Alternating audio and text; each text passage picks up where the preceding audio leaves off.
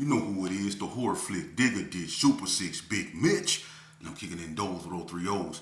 And I'm bringing 28 101s because we Vegas sons, it's the Chronicles. And you in the Meadowlands. Yeah, you in the Meadows, man. And you already know what made me. 530. What that mean? Oh, that boy's a desert, baby. Oh, yeah. Hubba Dub Scrub, 22-inch gold data Danis, and Big Bolo Yang can never be on the claims, man. Welcome to Vegas Chronicles with the whole Super 6, Mr. Digger, Ditch, Big Bitch. And today, like any other day, y'all know what we do. We kick action with factuals, no additives, no preservatives, just raw and uncut like what? Like summer sausages and crackers. Yeah, y'all already know. Shout out to everybody that's been rocking with my platform, man. Shout out to everybody that's been supporting me, man. Piggybacking off my last video, man, I was talking about, addiction and stuff like that, man, and the severity of it. Unfortunately, like I said, rest in peace to Q-Wack, man. We took a powerful hit, man, and once again, I send my deepest condolences to the Austin family, man. This right here, man, is getting out of hand, man, and just to reflect a little bit more on that, man, I'm gonna say this. Y'all remember back in the days, like during the mid-'80s, early '80s, for the ones that was around then. You remember when our older homies, OGs or whatever, succumbed to remember the crack epidemic? Y'all remember how everybody got caught up in that, And I was around and I seen so many people succumb to that, whether, it was the Gerson, the crack epidemic, it hit the GQs so hard, the War Babies, the OGs, the UCC, it hit everybody, the Pyrus, the WCCs, it hit everybody hard, But one thing I noticed is that no matter how bad it got, and we all had the tweakers, the one that was be out there tweaking, doing whatever they do, burnt out, gone. But I'm gonna tell you something. They wasn't leaving, they wasn't unaliving themselves, inadvertently messing with that stuff, Y'all notice that? How a lot of OGs, if you look at them, look at the OGs that's still around, that was strung out, and look how they in better shape than the youth are today. You had some OGs that really, they've been smoking for decades, 3-4 decades, and they in better shape than a bunch of these youngsters. And a lot of OGs was able to come out that thing. They've been smoking so long, but they was able to come out of that. And some of them got big trucks, big houses, families, all that. And they was gone. But what's different about the youth today is that what they're doing, the stuff they're doing is unaliving them. Even when I, was coming up, that water, when we was doing that water, man, it was bad. It was bad. And I don't recommend nobody to do drugs. Say no to drugs. Drugs is whack. Go to the gym, go to church, drink you some water, and meditate. That's the only high you need, man. Get high off life. Get high off God. That's the only thing you should be intoxicated with. It's the Holy Spirit. I'm just keeping it 100. Can I get an amen? Absolutely. But anyway, the OGs wasn't going like that. But the little homies, if you look at the stuff they doing, you see how it's taking them out. It's knocking our kids down. So that's why I say the severity of drug use in our communities. We have to stop looking at people and saying, oh, they gone and doing this to them. We have to understand why a lot of our people are succumbing to drug use. Why they turning to that? Is this a trend? Is it because their friends doing it? A lot of people do drugs is because they see stuff and they hear stuff that you don't. And that don't mean that they, But a lot of people succumb to that because they see stuff and then they hear stuff that we don't. So before we judge people, understand why they do it. That's all I'm saying. Understand why they do it. Because drug use is serious. I succumbed to drug use when I was 12 years old and I was on a powerful drug, that water. And I'm glad that was all I did. The marijuana and the drinking and all of those stuff, I did all that. But all that other stuff, God willing, I didn't succumb to that stuff like that. You see, but our children are. The Diz and the pills and all of those stuff, that lean and all that stuff, man, You know, the stuff they doing now is really having this effect on them. And you wonder why they wearing skinny jeans. That's the only thing that they can fit. You know? So my thing is, I'm gonna just keep it simple. Say no to drugs, man. For real. And if you got a family member or a loved one that's dealing with that, man, it can be overwhelming. You know? But and I know sometimes you can't help them no matter what you can do. Sometimes all you can do is pray for a person and let God do for them what you can't. And that's cool too. But before you throw them to the curb or turn your back on them, understand why they doing what they doing, man. Because it can happen to any one of us. So be empathetic, man. Just be empathetic. That's all I'm saying. You know, moving along, man. I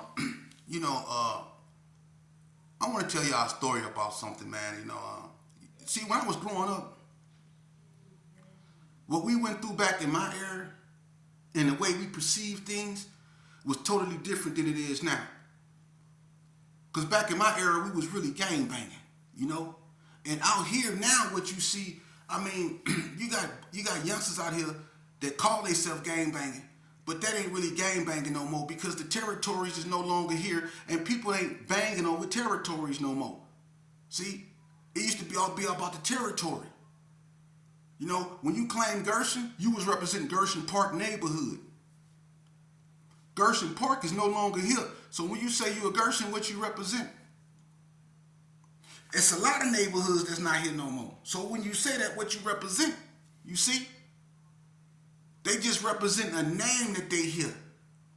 We was actually representing the projects that we were from. That's the difference. People just calling themselves stuff. But back in the days, you really had to be from over there. Even if you didn't stay over there, that's where you hung out at. Because you couldn't get caught slipping nowhere else. If you was a Gershon, 9 times out of 10, you was hanging out in Herbert Gershon, in the Brownies and Carry Arms on 40 Block or in the trailer courts in Vegas Heights, or you was down there on Donna.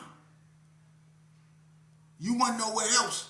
And this when we was cool with the Donnas. When the Gershons and the Donnas was cool, you'd be down there on Donna. But any other place, nah. But you can claim Gershon now and live on Boulder Highway. You can claim Gershon now and live in West Coast. You can claim Gershon now and live on Donna. You can claim Gershon now and live in ABM turf. See, back in the days, that wouldn't happen. Except on Donna, back in the days, you couldn't be no Gershon and live in ABM turf. You couldn't be no Gershon and live in Piru turf. That's the difference. And when we was growing up, look, people like Spanky P, people like Boosie B, people like Lil Draws, J. Lou, people like me, Big Bread, Lil Bread, Boonch, you know, people like G-Force, Light Pole, and all them from the Heights. We had names, man.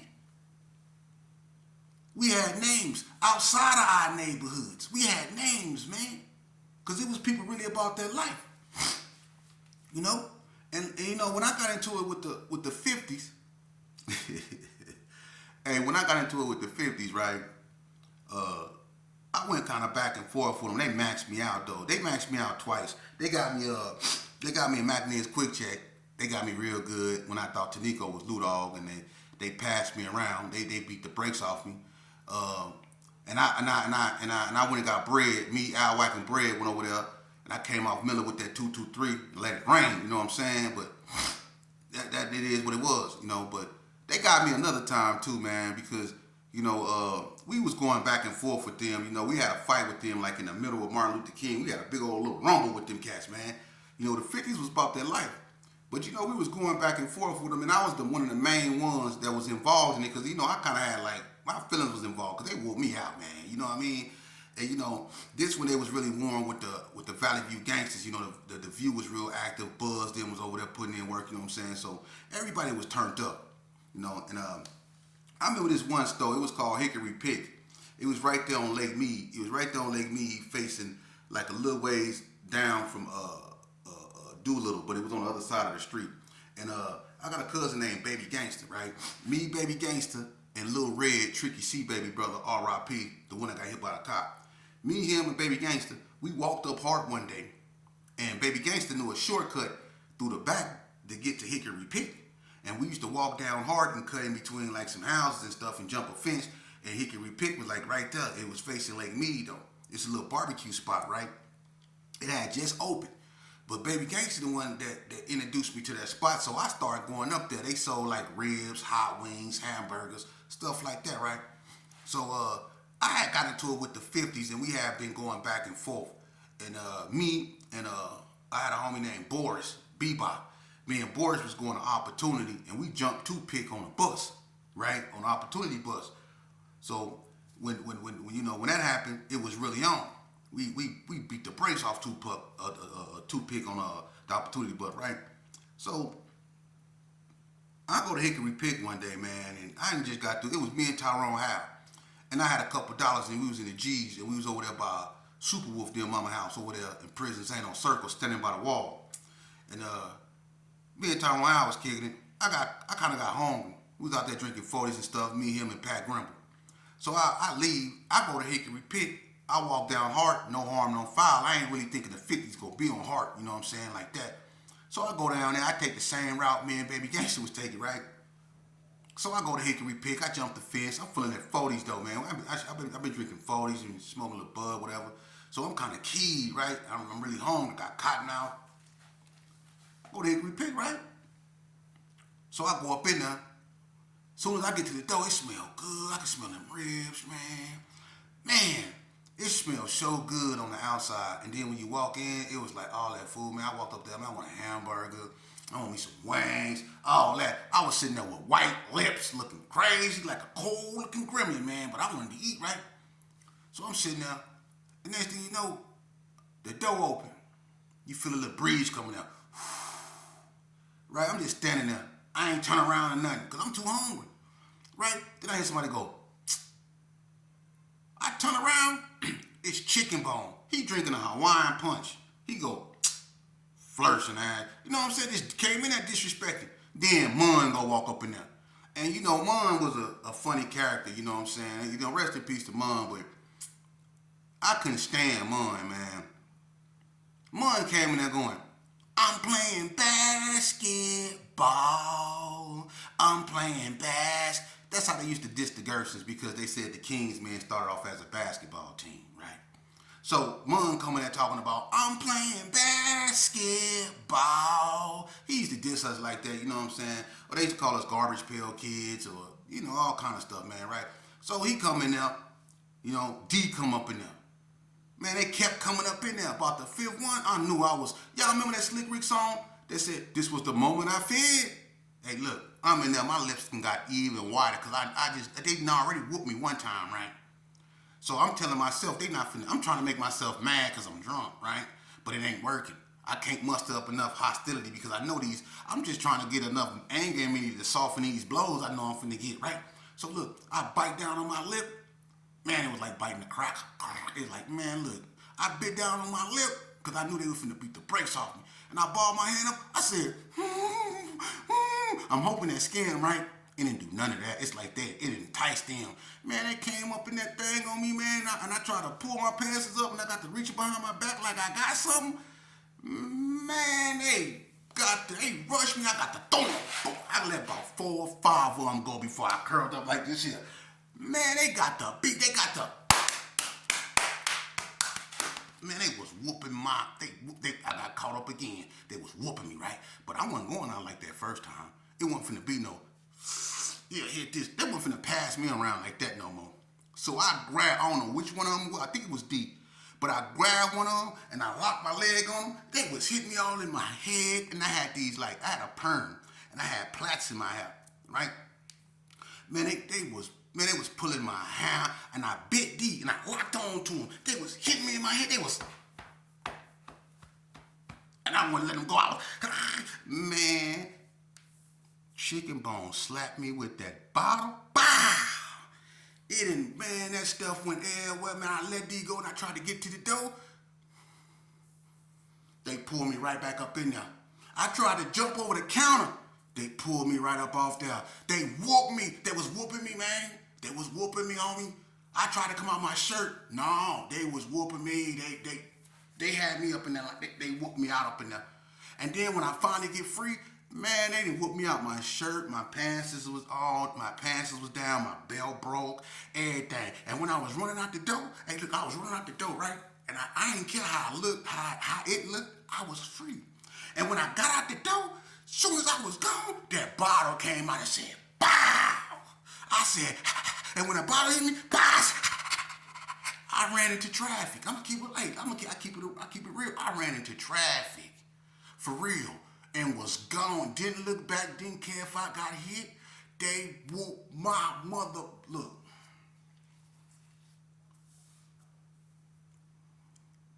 I can't stand them 50's, man. They beat the brakes off my man. Listen, kids, stay out of gangs, man. Leave people alone, for real. Because I'm gonna tell you something, homie. They might not see a lot of cats don't get up here. They can't get up here because they always want to be the one doing it to other people. Or I'm the one that put in work on him. Or I'm the one that put. They be lying like them. Let me tell you something about gang banging, homie. You only go put in so much work before work get put on you, man. Before someone put in some work on you, homie. I just keep it real. They caught me slipping. I got caught slipping a whole bunch of times, and I done caught a whole bunch of other people slipping. And they did the same thing I did. Try to get up out of there. You see, that's how the game go. I'm just lucky to be here because they beat the brakes off me, man. For real. And I was a youngster. They beat me up in there, man. They beat me up in there. So the moral of the story is leave people alone, man. This game right here, man, this is stupid. It is, man. It's stupid. It's played out, man. And shame on us for letting our kids pick up the reins of this nonsense, man. You know? And another person say, well, Big Mitch, why you don't talk about the Hispanics? Because they got their own story to tell, man. I don't do that because, you know, number one, you know, that's go turn into something because a lot of the Hispanics is up under, you know, whatever. And I'm not speaking on their stuff like that because I don't know their history like that. I only know the original essays from Las Vegas. That's like Sanchucos, Little Locos, you know, Los Hermanos, 28th Street. You know, I know the Pinoys, when the Pinoy boys formed an alliance with the Little Locos, and they was up there hollering Pinoy Loco. I remember the Sanchucos had a clique called the Pachucos. You know, I think 28th Street, my knowledge of them, I think I only go with them about chapter 2. Chapter 2, I grew up with the chapter 2s. I don't know nothing about the chapter 1s like that. You know, I grew up with the chapter 2s, you know, so, and the REAP boys, you know, all them, man. See, them neighborhoods, they gone. People don't talk about them no more. The KBs, they gone. The VNTs, people don't even know about Barrio Northtown. They didn't even know they existed. But Barrio Northtown, you know, is old too. That's an old Hispanic gang, you know. But I don't speak on them, you know, because they have their own history. I love to get some of those guys up here, you know, that's willing to speak on their history. But like I say, you know, them dudes is up under something different, man. And like I don't mess with theirs, you know. I don't speak on them, respect to them, and to me, it's all about keeping the peace. And besides, if we can't get nothing positive about a conversation, then what we having it for? We didn't got enough negativity about a conversation. You can go on a bunch of these platforms and get all the negativity you want. If you can't go somewhere and find something that's gonna be beneficiary, not just to you but to your community, then we doing, I think, our people a disservice, you know. But I'm gonna tell you something that remains true to this day, and that's that, you know, people have bought what goes on to the street onto the internet, you know. And like the mailman, shout out to the hood postman, Melly Mail, the internet is undefeated, hands down. The internet is undefeated. Okay. So when you up on this internet, man, if you ain't talking about nothing that the youth, because the youth is watching you, man. If you can't get them something productive to think about, you know, or talk about, man, then you're doing yourself and our community a great disservice, man. Because I know what people like. I know what get clicks. Content. People like to create content, you know. But you got to be careful because you can become the content trying to create content. You see? And that's why a lot of these cats get caught up in the RICO off what they say on these internets. They let hostility and anger and animosity that they have toward other people play out on this internet. And then they find themselves in the feds, or they wondering why the police coming up in their house and stuff like that, man. Quit putting yourself in them positions, man. If you want the machine that we consider the injustice system to stop in its tracks, we had a power to stop that in its tracks. And the way we stop that in its tracks, the way we stop the wheels from spinning on a system, is stop feeding them our blood. Let's starve it. The same way y'all boycott Target. Let's boycott these prisons. Let's starve them. Let's boycott these prisons. Let's put these prisons out of business, man. Think about that. We got the power to do that, and all y'all have to do is stay free. Let's put these prisons out of business. Let's hit them where they hurt. Let's hit them where it hurt. Let's hit them in their pockets, man. Prisons are billion-dollar corporations. Let's stop going to prison, man. Let's cut it out to the point to where they feel it. Let's stop letting them fill them prisons up with our little brown and black boys, man. Let's starve that system. Let's collapse that system. For real. Let's start there, man. Let's focus our attention not on one another and hating on one another. Let's focus our attention on our children, because they don't know where they're going, and they need us to guide them, because we done been in all the dark places. So let's focus on our children instead of each other, so at least we can ensure our future. Let's do that, because if we did that, if fathers really took a fatherly-like position in their child lives, you would be amazed at the impact you will have in your child life. You see, let's boycott these streets. Let's do that. Let's stop hanging out on the corner, man. This is the stuff we need to bring back in our communities.